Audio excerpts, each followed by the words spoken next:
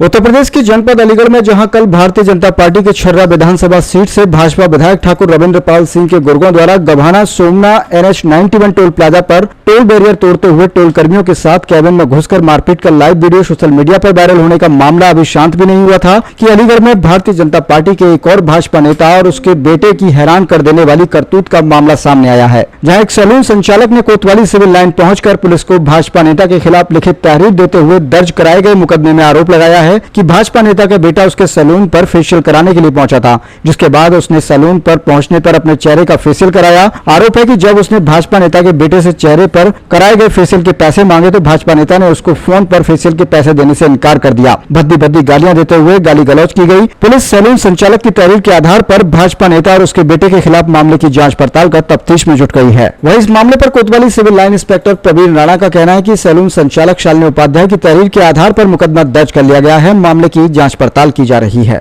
अलीगढ़ से न्यूज़ 8 के लिए रियाज खान की रिपोर्ट। ये सीजर स्टूडियो के नाम से सैलून है।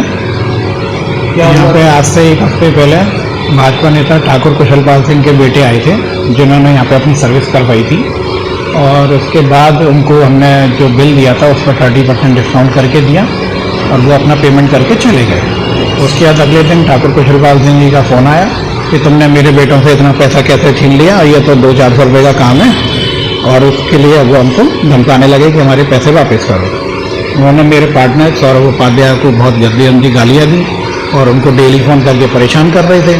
उसके बाद फिर वो सौरभ उपाध्याय शहर से बाहर है 3-4 दिन से। उन्होंने कहा मैं आके मिलता हूँ, वो लेकिन नहीं माने और कल सैलून के नीचे आकर के ऊंची आवाज़ में बात करने लगे, गालियाँ देने लगे। वहीं से सौरभ को फ़ोन लगाया उन्होंने, उसे बहुत अच्छी खासी सुनाई है। उसकी वहाँ पे वाइफ भी आ गई थी सैलून से उतर के, उनको भी खूब गंदी गाली सुनाई है और ये सब काम करके वो चले गए थे। गाली देने का क्या रीज़न था? कि आपने मेरे बच्चों से 5,000 रुपये छीन लिए, मेरे साथ फोर्जरी करी है, जबकि हमारे मेन्यू कार्ड बना हुआ है, सारी सर्विस है, सर्विस पर 30% डिस्काउंट दिया गया है। वो इस चीज़ को बताना चाह रहे हैं कि मेरे हमसे ही पैसे छीन लिए। 5,000 रुपये जी। क्या सर्विस दी थी? सर फेशियल करा गया था, बाल कटिंग करी गई थी। उसका उन्होंने बिल नहीं दिया?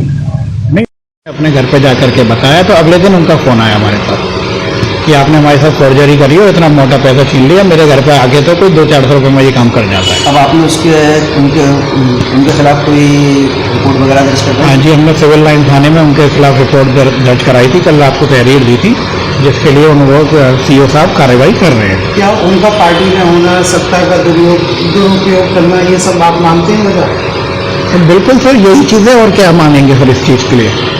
हम लोग गलत क्या कर रहे हैं? आपकी FIR दर्ज नहीं हुई? हमारी FIR दर्ज नहीं, तहरीर दर्ज हुई थी। तो तहरीर कोई उसके दी थी? हमने तहरीर दी थी, FIR दर्ज हुई, लेकिन वो FIR दर्ज? हाँ जी, 506 का उस पर वो लगा था, 506 का धारा